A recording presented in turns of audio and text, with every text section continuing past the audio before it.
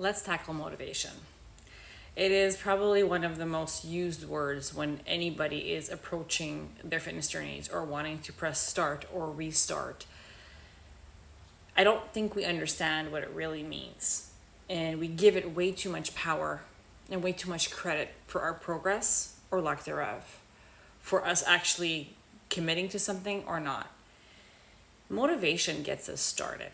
It gets us interested in something, gets us interested in starting, and gets us researching and jumping on the bandwagon on some type of solution, whether that's working with a trainer, whether that's working on your own and maybe you registered for an online program, whatever it may be, it gets you started.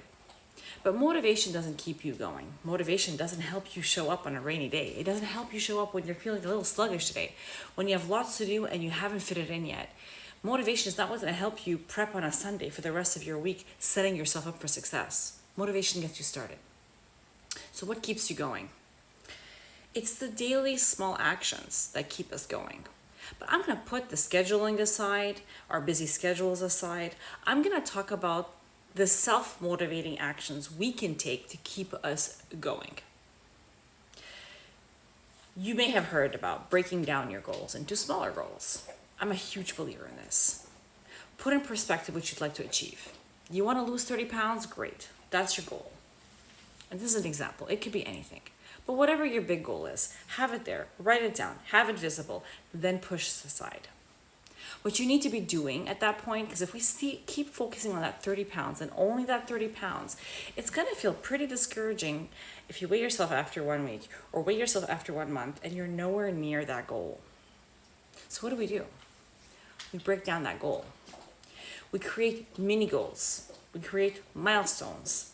Mini goals we can achieve on our way to our big goal. And each time we accomplish a mini goal, it propels us a little more forward. It propels us a little more forward, one extra step forward. I'm not saying to make anything crazy or to create a million goals, but you have your big goal. And we're going to use 30 pounds as an example. I'm going to create milestone goals of 10 pounds. At the 10 pound mark, the 15 pound mark, at the 20 pound mark, at the 25 pound mark. Maybe you want to go in tens. So 10, 20, 25 milestones. Whatever you want your milestone to be, it doesn't matter. It's the medium-sized goals. And then you break them down again. On your way, maybe to your first 10 pounds, each micro goal is a pound. And every time you lose that pound, on the grand scheme of things, doesn't seem like very much, but that's something you can check off. You lost another pound, check off, all the way to your 10 pounds. And maybe after 10 pounds, that's 2 pounds at a time. All the way until you hit your next milestone. Continue your 2 pounds until you hit your 30 pounds. So the reason behind this is there's something psychological that happens. As small as the goal is, checking something off as done and accomplished gives us the confidence that we're able to do it.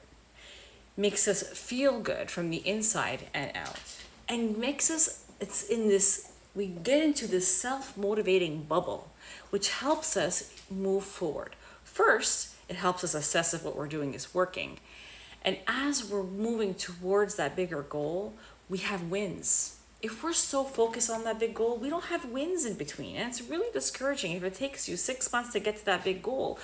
It's even the best and most disciplined of us, it's going to be hard to stay in it if it's so far away and doesn't seem so close. But if you keep achieving those micro goals, something's happening on the inside that's going to help propel you forward, and it's going to help you build the confidence you need and to remind you of your strength that you've always had. But we sometimes forget about it, forget how strong we are when we're so lost in an area where we're far away from our goals and we don't think it's achievable. So I encourage you, have a big goal, break it down to milestones, and then break it down a little further. Have it written down somewhere. If it's a weight thing, great, have it down. Whatever it may be, maybe you're saving money for vacation, have that marked down. If your vacation costs $2,000, write down $2,000, break it down. Same thing. So you're saving your money. Same thing. Micro goals are going to help you stay in it to win it. It's going to help you and teach you how to celebrate every win, not just the big wins, every single win.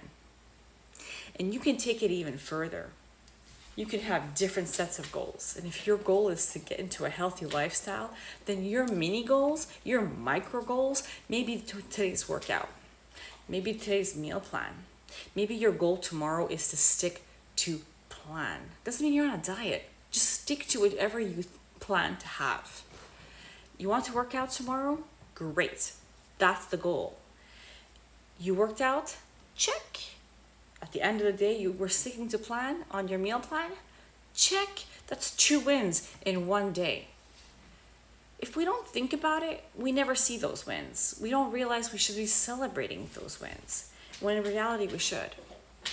It'll help keep ourselves in it to win it because we can. Try it out. Big goal, milestone goals, micro goals. See what happens.